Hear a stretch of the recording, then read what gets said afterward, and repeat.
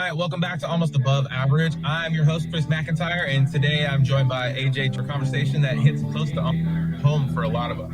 We are living in a time where the political climate isn't just shaping headlines, it's shaping our relationships, our family, and the way we see each other. With so much noise in the media, it's getting easy to get caught up in the stories we're told, sometimes tying our egos and identities to what we consume without ever hearing the whole truth. So today, we're digging into how today's politics and media culture impact our connections with the people we care about most. How do we keep our families strong and our friendships real when it feels like the world is trying to pull us apart?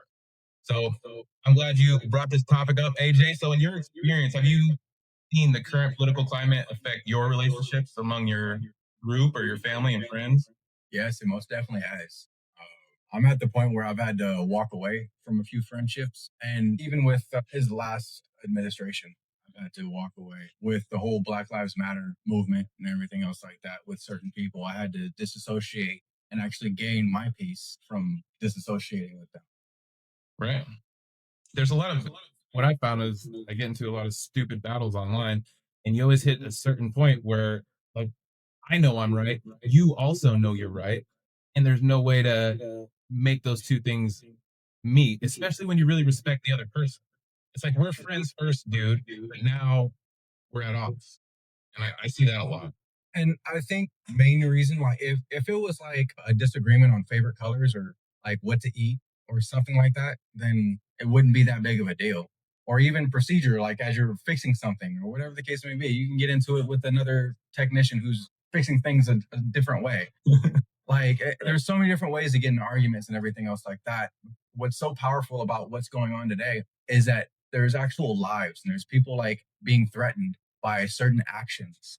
Mhm. And when a friend comes to you and they tell you, it's like, hey, like, I'm worried about my family member, and you're over here just calling my family member some illegal alien and not like even taking to what I consider like something close to me into consideration. You're solid in your stance on what? Like vilifying my family? So you dismiss my feelings by doing that, and you don't even know you're doing it. No. And I because- experience that so freaking much. It's ugh. And that's frustrating. It's like at that point, it's like, are you actually a friend? Because if you came to me with anything, I'm gonna take it into consideration first and foremost, and then we can talk about it and actually try to find a certain point of understanding. It's not just a boogeyman, and now your family has to suffer or my family has to suffer, and for what? These things are happening though. Everything that's going on in the country is happening. And what I'm finding in my day-to-day life is that, like, I have to defend the things that I'm saying. Like, you don't see everything. You're not seeing this everywhere on social media. They're taking people out of the fields. They're taking people out of their food truck. Like, that's not the rapist and the gang member you told me you were going after. They're going after my fucking roofing crew. There's this video I saw the other day that ICE was down on the ground level and the whole roofing crew was on the roof. They're like, we're not coming down. And the cops ain't gonna go up on a ladder like that. I wonder how long they waited it out, you know? But that scares the shit out of me personally. That affects me personally, you know? And since the tariffs already came in, right when I started this roofing business, I had my set prices. A month later, 30 days after, it was when the tariffs kicked in. I got a brand new price sheet, everything, at least 20% up. That's, $2,000 off a 10K job. Can you go $2,000? And then you have to raise the prices on your customers, and there is no guarantee that they're even going to go for it now. And then I have to have that conversation. I got to convince you that, hey, I'm really sorry. Hopefully you voted for Trump and you like it. Hopefully you're like, yeah, I'm a Trump supporter. I love the tariffs. How much more? It's $45,000. Like, oh yeah. Like, let me hear that conversation. That will never happen in my industry. No, and like I think that the really hard part is that Trump supporters get so caught up in, well, you just hate Trump, so nothing he does is ever going to be good in your eyes. Like, Right. no, I don't even know the man to hate him. I just know he's not a good quality person by his actions. And We have I judge watched a him. person. Yeah, We've literally. watched him screw up. We've watched him lie. The fact that you don't believe the lie is not my problem. It does suck when I have to converse with you and you don't understand the truth or you can't see it. And so you just start calling me a liar. What do you mean? Well, you just hate Trump. You have what was it, TDS? Trump derangement syndrome. Like, what is that? Like, So you're trying to make any type of opposition that's set against this man is crazy or whatever, and that just gives him a free pass to do whatever unchecked without accountability. Yeah. No plans. There's no the people defending like the tariffs or the deportation, their argument dies as soon as you ask them what good it's caused. Yeah. It dies. There's no facts coming after that because it's all opinion and it's all something they just heard. And it's fear. It's a lot of fear mongering. It's a lot of 100%. fear mongering. Like they try to claim that they're the criminals. Like you're not arresting criminals. Criminal isn't showing up to court. Right. Their argument there is like, they crossed the border, right? I mean, That's a crime. That's a ticket. That's a ticket. It's a misdemeanor ticket. Like it's a misdemeanor crime. It's not even something that you can be incarcerated for. Right. Like, Right. And my argument to that is like, do you Cited. text and drive? Do you text and drive? What laws are you breaking daily? And you're gonna hold a family to a different standard. They're fleeing something. Most of these people that are coming to the country, they're fleeing something. You know, like death, oppression, or immigrants. Yes. right. The criminals, they're coming over. They're going to be criminals. Criminals are always going to crap. They're criminals. Right. Yeah, criminals are criminals. They're kind of criminal. These people that are showing up at the border seeking asylum, you know, getting their dates pushed out, getting let in the country and put up, and then they show up to their legal hearings. They're like, yeah, about that status, that guy who's in the White House, he said, fuck it. We're going to pull your status. And lucky for you, we have ICE right outside the courtroom. We didn't tell anyone. We didn't even ask the court if we could bring them, which we legally need to do. It's crazy the amount of laws this administration is breaking. And then they claim to be the administration of laws. Law and order. Fucking, law and order. Yeah. Yeah. It's just ridiculous. It's only law and order when they want to apply it. And then if you really like dig down and deep and ask why are they migrating, you'll find that we have a part in why they're migrating. Like we destabilize these Central American countries and have been for years. Right. There's that for corporate profits. And so they try to go somewhere where we're gonna take in the poor, the hungry. Like send us your week, and we'll turn them into fucking great Americans. Like that's been the staple of being American for the longest period of time. And now all of a sudden, because their skin color is a little bit different, they can't pass through Ellis Island just as easily anymore. Right. You know what I mean? Yeah. And it's terrifying. Like the first administration, I would say maybe you agree or don't, but we kind of went through the same thing with our friends and family politically. But what I remember about the first Trump administration is it was very visceral because he was a new kind of politician and he was breaking rules. He was breaking all the rules then. Mm-hmm. And so it kind of put someone like me on defense, like, oh my God, like I cannot believe he's doing all this. Yeah. And then like it went away. Biden came in and I kind of went to sleep for 4 years. Like, whatever. We got an old white guy. He's not causing any harm. I didn't see anything on social media that was making me worried about the country. So I was there was constant complaints though. Complaints about everything. Everything was Biden's fault. This is Biden's fault. That's Biden's fault. This is Biden's fault. That's Biden's fault. They still I don't care. Like fuck Biden too. Yeah, exactly. I didn't give a shit about Biden. They act like Biden was our god. Like, no, dude. No. I don't like him either. They're projecting. They project what they do with their God. Exactly. I liked him a little bit more than I hated Trump, I guess. I don't know. I mean, it was nice to see Biden's evolution, like as he started to like become less right, moderate, and then a little bit more like towards like the moderate category. Right. Like, and then like, I like that. Yeah. What's up? I like the moving to the center, being moderate and just relaxing. Being able to adjust, not just this is the way it's going to be and this is the only way it's going to work. Right. Like, no. You know why I voted for Biden? Because I believe in my heart that he is a good person. I think he loves his family. I think he loves his wife. I think he's good to his nieces and nephews and grandkids. Yeah. I think he's a great father. Based on what I've seen, he looks like a good father. He may not make all the right choices and, try a bunch of other stuff, but I think in his heart, he's a good person. Thank you. Well, yeah. Well, you have a different perspective, right? You have a much different perspective. Yeah, I get it. I can't speak to that, because I think he had a pretty big part in that crime bill too, didn't he? Yeah. And that's Yeah, He did some and there's shit. there is record of him doing other things, but that was previous to his run with Obama. Yeah, And he said things some like racist that. shit like back in the '60s or '70s, Yeah. and I do remember that clip actually. Yeah, Yeah. but when it comes down to if you're gonna choose the biggest fucking liar in the world, he's obviously lying. Like you can see what he said 2 weeks ago, and he didn't do that thing now. You can go back 8 years and prove you're that every time. But the people that support him, they like, well, I'll just follow him. I'll just listen to whatever he has to say. I He's mean, my god. and that's another aspect that I find weird. So many people were so anti-government across the board, just straight anti-government.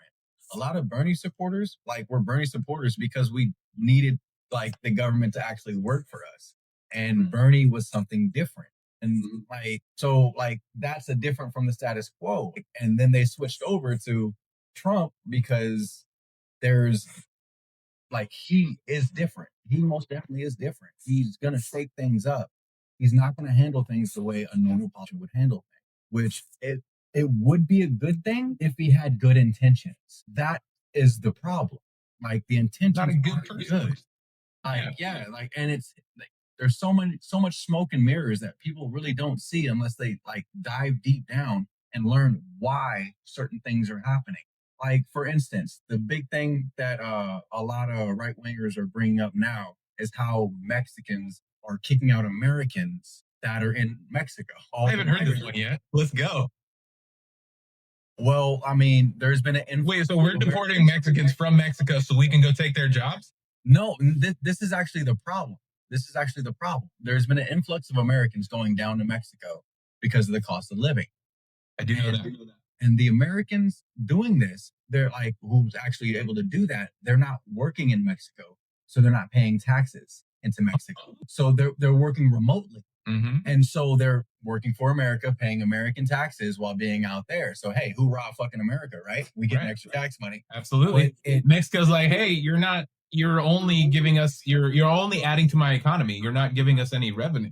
Literally, you're not like employed with us. You're not increasing our GDP. Like, oh, the only thing you're doing, you're taking like, literally like you're buying stuff and you're raising the cost of living here because you come down here with your American money. You have, and it's the exchange rate is so different. It's so cheap out here. So now we have to raise our home prices, and our home prices now our locals can't afford homes anymore because you're coming in gentrifying pretty. That's how we're taking over America, AJ. That was a top secret mission. I can't believe you blasted that on the podcast. It needs to be said. And that has been in place for like the last 40 years. And not to mention, there's also been cases like the homeless population in Mexico has risen, and it's not Mexican, it's American. So the homeless population is going down to Mexico and being homeless out there. Sense? At least they're coming up here working. Yeah, right. Might as well. You know what? How many times have you seen a Mexican on the corner with a sign? Right. Not many. Not here. You know where I see them? They're at Home Depot ready to work, or they're on my fucking roof nailing down laborers. They on construction sites on a regular basis, like cleaning houses. I mean, yeah, a lot of housekeeping, hotel services. Yeah.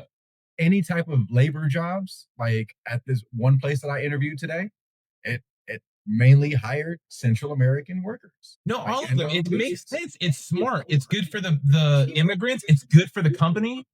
It's cheaper. They're willing to do things that Americans won't do, and they'll be happy about it. Like, who are we to put our like status on them? Like, we feel like you should be making more, so we're gonna hold that accountable to you. Like, it doesn't make sense. Did you see that one Mexican meat packing plant where ICE went in and fucking took everyone? Where was this located at? I think that was Tennessee. Don't quote me on that. Leave it in the comments if I got that wrong. Sorry, I get some shit wrong sometimes, guys. But I love to argue with you on TikTok, so I'll take it. Yeah. I think I got shadow banned today for posting too much. We need to go live on TikTok. We need to go live on TikTok. That'd be pretty fun too. Well, I almost did this live on YouTube. I want to start doing these live. Okay, I'm down for that. Just because it cuts out the editing time, and it just goes straight to YouTube, and I don't have to do anything. I'm just kidding. I'm not lazy, everyone. I'm not lazy. I love working. Very hard. block out fucking labels until they actually pay us, right? Yep, absolutely. I forgot to wear my bucked up shirt. But you know what I was saying? So the first Trump administration, we all kind of, I lost a lot of friends during that, the same way that it's kind of happening again. But what I thought from the last time is that I have learned. So this time during the Trump administration, I'm not going to act so aggressively against the administration. But with that new disposition, I'm wading into this administration and I'm still having a lot of problems because this administration is worse, far worse than the first time. They're doing so much more extreme shit. He has no control on him. He's going to do whatever he wants. He's going to run in 2028 if he's alive. The Trump family will be the royal family of America if they have their way. Yes, 100%. 100%. Yeah, I don't want President Barron. Constitution. Yeah, that's ridiculous. Have you been watching like Pam Bondi and Cash Patel, like these guys getting interviewed or not interviewed, but at a hearing in Congress? They're just straight up lying, and it's easy to see. Yeah, I like to watch. I follow a lot of the cross exams because love that shit. Yeah, big fan. Love you, Jasmine. Yeah, like because they actually ask hard questions, and the more that they do that, the more that the congressmen or senators or whatever they are, I'm not even a big follower of the Government like officials. if they're actually doing that and asking the hard questions about these corporations and all and our government agencies, then that actually will help. Like it helps like those clips, it helps get their name out there. And then we also need to start like distinguishing which congressmen, which senators are like taking money from these PACs and just being shitballs towards us, not even voting in our favor. Because like whether you're Republican or whether you're Democrat or independent or libertarian or whatever the case may be, we all pay taxes. We all do. And our taxes should go towards things for us, not corporations and rich people. The money comes from us. You saw what happens when the middle class shuts down. When COVID shut down, what happened? Everyone's panicking. All the the value of everything dropped down crazy, right? Because we weren't making things happen. That's the power of us. Like, so we need to keep these people in check. They need to work for us in our benefit, not these PACs, not the lobbyists. Stop. We need to stop that. That's why I'm legit. I'm gonna run for an office, some political office in this lifetime. You do. And you know what? You know why? Trump gave me permission because he's so fucking stupid, and he got in. Like I think because I have a good heart, but I can be as crass as him. Maybe it'll give me a shot. It helps. No, it most definitely helps. It most definitely helps because I think you touched on a little bit like earlier on, like you learned that okay, I'm gonna talk to him nicer. I'm gonna do this just to try and keep that discourse, keep it cool. Fuck all that. I don't do that. I don't do that no more. I don't like. There's lives on the line. You bring in smoke every fucking time. Like, There's a. I mean, like if that's the stance you take, then I don't matter to you. If I don't matter to you, what the fuck do I care? Yeah, true. You know what I mean? Because like I've told you before, like I've been having these conversations long before the Trump administration, both this one and previous. When I was raised by an older father, like he told me about how when Avalon Boulevard was segregated, you couldn't go past Avalon Boulevard as a black man in LA at a certain period of time. Right. Like, so I have a lot of stories about police treatment, witnessed certain police treatment, been like a victim of certain police treatment. And no matter what I did, free cameras, a lot of my white friends wouldn't believe me. Right. That's the systemic racism that's taught to us in society, though. Like, there's so much of that now that I get older, and it's in everyone that I see. It's in me. Yes. It's in you. Yes.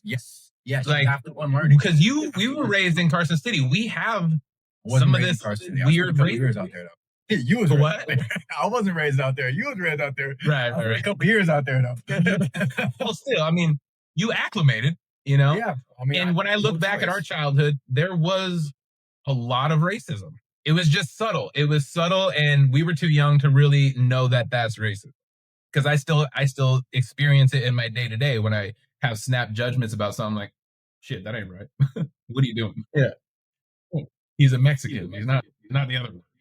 Yeah, I mean, like it's in Carson City. It was hard because if it's a predominantly white area and you're one of four black kids in the entire high school, if I fight one person, how many other people am I going to fight every single time someone else drops the N bomb? Yeah, yeah. You know what I mean? You got to take some time with your decisions in that situation. Especially being the new kid. Yeah. You know what I mean? Like, all right, Yeah. well, here we go. And in our town, the racism that I experienced was either white people on Mexican, excuse me, or Indian, Native Americans and Mexicans. Like that was the biggest, racism that I experienced back home. Although, did I ever tell you this story? Do you remember American History X? There's a scene where he like pulls down his shirt and he's like, "You see this? That means not welcome." Or it's talking to that Jewish guy. So anyway, think of that. I'm at the lake. I am 23, 24 years old. I had just bought a 9 millimeter. I'm an alcoholic. Yeah. And we're at the lake with a couple friends, and we're coming out to go get the car at Sand Harbor. I'm drunk. I have the gun in the car, and there's this white dude on the corner, and he has a tank top on, and we're kind of creeping right around him. We're blasting some rap music, and I'm in the passenger seat, and I'm looking at him, and he did that exact same shit. He pulled his fucking shirt down to me. I was tan in that summer, but like you wouldn't mistake me as black, would you? True, true.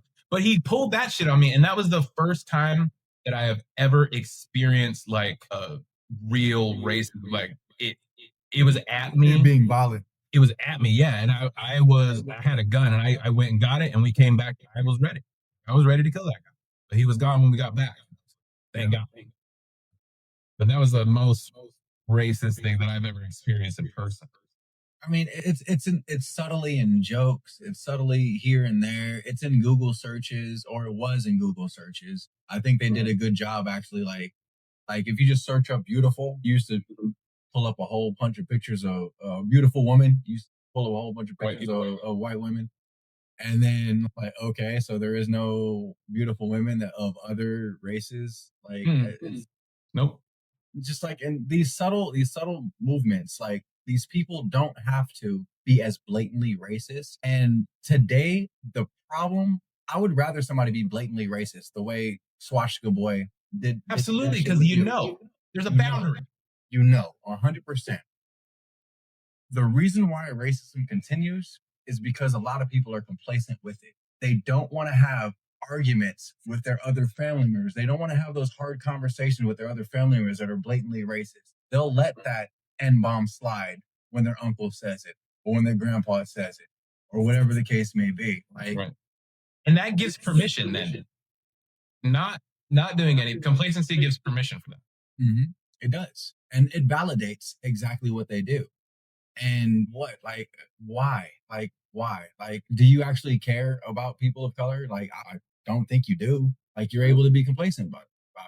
Like, if people use, I'm not gay, but if someone's like, "Hey, this dyke," nah, what the fuck? Why would you say something? Why do you like say that? Yeah, we're adults now. So, like, yeah, like, I mean, just because she has a more masculine look, I mean, you can call her butch, but you don't have to be blatantly disrespectful. Yeah, disrespectful. That's for what? It costs nothing. It costs you nothing whatsoever. And at a certain point, you should be old enough and mature enough to be like to letting go of all those little things that you've learned that that are wrong. Yeah, 100%. I think that's the problem with a lot of the MAGA folks. They never got to that point. And they're just like, no, I'm just going to keep going with this way of thinking. They never had to be working out. They never had to. And I think that's a major problem that Trump has, is that he's never been held accountable for anything that he's done. Anything. Ever. And he doesn't admit to anything. Like, and he's asking why he lost all of his businesses. He won't even answer the question. Yeah, he's just so blatantly crass and entitled. Like, how do you expect him to actually be a leader? You have to be able to admit fault, admit like, hey, we're going to correct things this way, that way, do something to where we're going to make things better for us. He does none of it. And it blows my mind that he does that in plain sight, in public, on TV, on his social media. Do you read his posts? Have you ever read his freaking posts? Pull up his post any day of the week and just read through it. It's like, what is he thinking about? And it's all in public, and everyone's like, yep, that's the guy.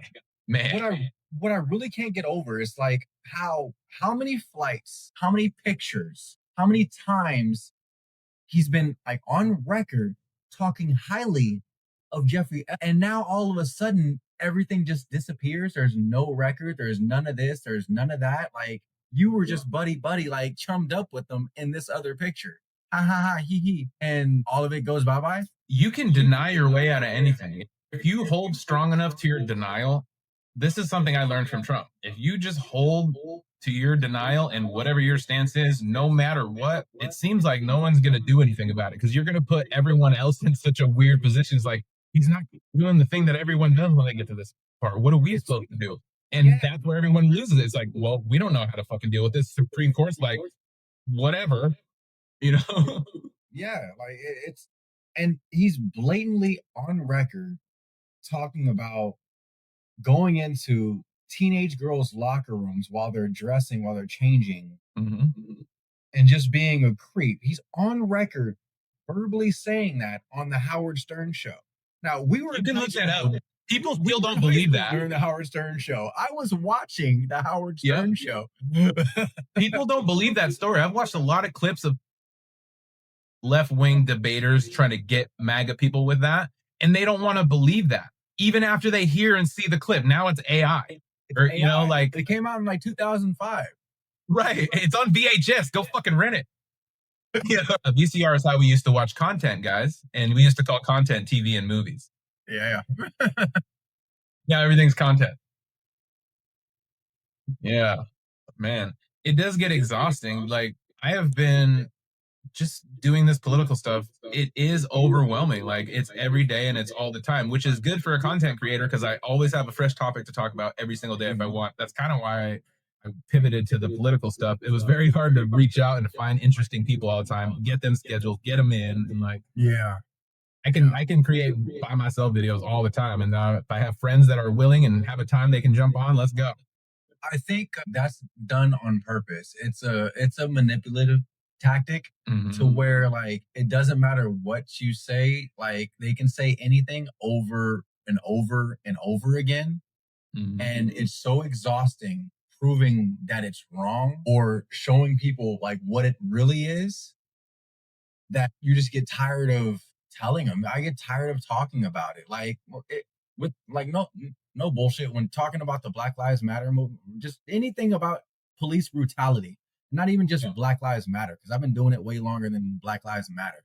Just talking about like police brutality in itself. It doesn't. I lost my train of thought. It's okay. I'm still constantly.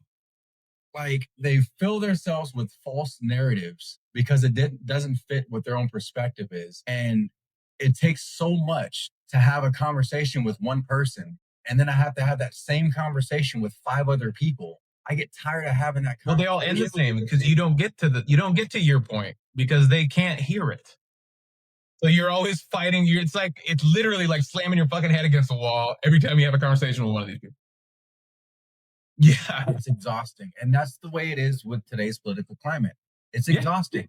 Like, yep. and you have to prove this to this person, this to that person, this to that person, instead of like them just like looking for the information themselves or trying to be like get the whole picture themselves. Like the media zooms in on one specific point and that's it. Like this is what it is. But if you actually look at the whole picture, and you'll find out, okay, this is why this is happening. This is what could have prevented it. Like, I would argue it's hard to see the whole picture, man, just because of the amount of information that is out there. Like I I get it wrong. Honestly, I screw up sometimes, but there's so many yeah, different bro. creators that are taking clips and just giving opinions that when I give an opinion and I have proof to a MAGA person, I show them, they can go rebut that exact clip. They can use AI to find every point that I made in that clip and rebut it perfectly. Like I do that with insurance company. I use AI to rebut everything they say to me, Yeah. and it works. Well, I mean, it's understandable. It's understandable. But I think when people lock down their opinion and ego and not are like looking for objective facts, like, okay, well, trying like they're not solid in their own stance. They're willing to take in new information and then change their opinion. And I think a lot of people don't do that now. That's called critical thinking. and they really don't want you to do that. Like you can't be a critical thinker. Like you No, can't the think MAGA outside. party relies on here's this idea. That is your idea now. You take that and you give it to the rest of them. That's the only idea you spread. Any idea that opposes that idea that they said, no, you're a crazy leftist. You're a Communist, you're this. Yeah, Marxist. you're all these other things just for not going along with what they're saying. It doesn't make sense. It doesn't make sense at all. So at the end of this, we still didn't figure out how we're going to make our relationships with our friends and our family better in our political climate. Actually, I don't care too. Yeah, I get To it. be honest, like, and that's where, like, when you're in certain relationships and it's only one sided, and you actually come to people with like real shit, and they can care less. Yeah. Why? What do you do when you need that person? What if that person is in a position you find yourself in that's the only person that you can rely on? Fuck that person. You have other issues if that's the only person you can rely on. That's true. You know what I mean? Like you're pretty dependent in itself. I'm hyper independent, so I don't do that. I rarely ask for help, and when I do, it's coming from a special place. Like I'm trusting you to help me, and yeah, like I said, I rarely do, but I often offer my help a lot more than I ask for help. And I do that on purpose. I most definitely do that on purpose, just to make sure that like I don't want to take from the world more than I'm giving into it. And honestly, if you can't respect me as a friend and understand where I'm coming from, then it's just time for me to walk away. Word. I want to know what you guys are thinking. How are you guys navigating this political climate with your friends and your families out there? Obviously, AJ and I are having a pretty tough time doing it. I'd love to hear how you guys are doing it in the comments, especially where you're from too, because I think that says a lot. You know, I'm in the South, so there's a lot of MAGA around here. I'd love to know where you are and how you are dealing with it. Leave it in the comments. Follow us on Instagram, Facebook, TikTok, and LinkedIn, the McMedia Network, and YouTube. Chris McIntyre, AJ Johnson. Don't eat the chicken grease.